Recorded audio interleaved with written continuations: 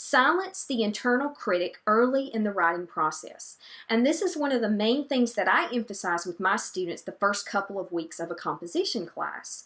The explanation, the internal judge or critic is the #1 block to productive writing. At least that's what I've seen in my students, and that's what I've seen in myself.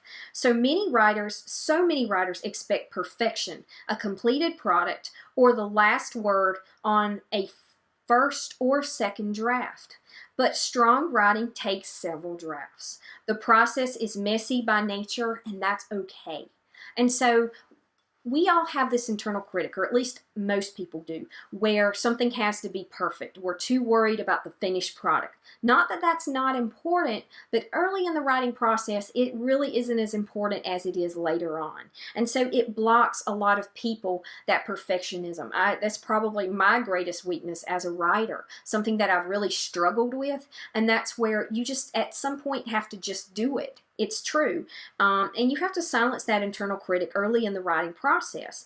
And in strategy 8, we'll talk about some specific techniques for getting ahead of that internal critic so that it can't catch up with you. The judge cannot lock up and stop you from saying what it is you need to say, from getting ideas out. And if those ideas start off being chaotic and messy and not making a lot of sense, that's okay, but that's what a first draft is for. Just keep in mind that it's the #1 block to writing, and you work on silencing that internal critic. Remember that writing is a process. Write stream of conscious if you have this problem, and just let the mess be what it is. As the Army says, embrace the suck. First drafts generally suck. I encourage you to read Shitty First Drafts by Anne Lamott. It's a great piece on this very thing. Another one that is good is Dorothea Brand. Her book on the writing process is also very helpful on that.